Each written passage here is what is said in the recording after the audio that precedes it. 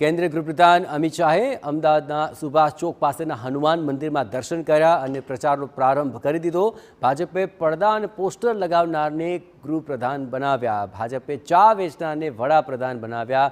બહેન દીકરીઓને 33% અનામત આપી સન્માન આપ્યું। પીએમ મોદી ફક્ત ભારત જ નહીં પણ દુનિયાના લોકપ્રિય નેતા હોવાનો પણ અમિત શાહે દાવો કર્યો। ભાજપના રાજમાં આતંકવાદ, નક્સલવાદ, ઘૂસણખોરી નાબૂદ થઈ છે। જમ્મુ કાશ્મીરમાંથી 370ની કલમ એક ઝાટકે નાબૂદ કરી દેવાય છે। પાકિસ્તાનમાં ઘૂસીને એર સ્ટ્રાઇક કરી આતંકીઓનો ખાત્મો કર્યો। પીએમ મોદીએ ચીનને તેની જ ભાષામાં જવાબ આપ્યો।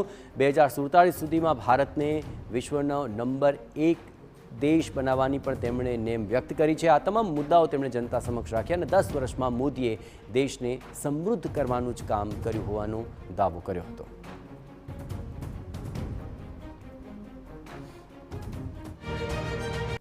45 દિવસનું ચૂંટણી અભિયાન એ મહાન ભારતના રચનાનું ચૂંટણી અભિયાન છે। આ ચૂંટણીનો મુદ્દો જ મહાન ભારતની રચનાનો મુદ્દો છે।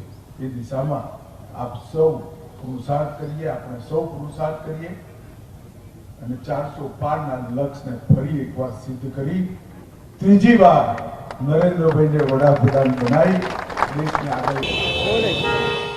કેન્દ્રીય ગૃહમંત્રી અમિત શાહે આજે પોતાના ચૂંટણીના શ્રી ગણેશ કર્યા છે। શ્રી ગણેશની શરૂઆત તેમણે એ હનુમાન મંદિરથી કરી કે જ્યાંથી 30 વર્ષ પહેલા જ્યારે તેમની કારકિર્દીની શરૂઆત થઈ હતી અને જ્યારે અમિત શાહ પહેલી વખત વિધાનસભાની ચૂંટણી લડતા હતા અને વર્તમાન મુખ્યમંત્રી ભૂપેન્દ્ર પટેલ કોર્પોરેટર હતા ત્યારે કેવી રીતે આશીર્વાદ લીધા હતા। એટલે કે કેટલો જૂનો નાતો ભૂપેન્દ્ર પટેલ અને અમિત શાહનો છે તે પણ વાગોડ્યો।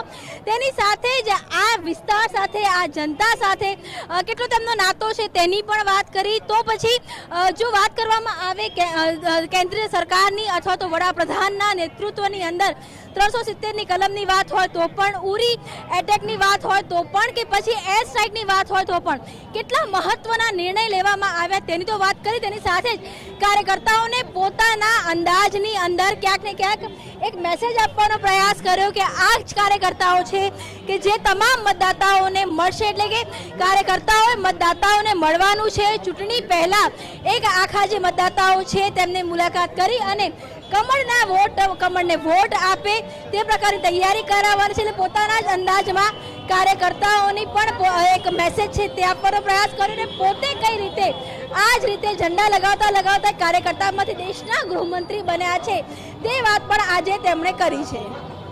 Camera network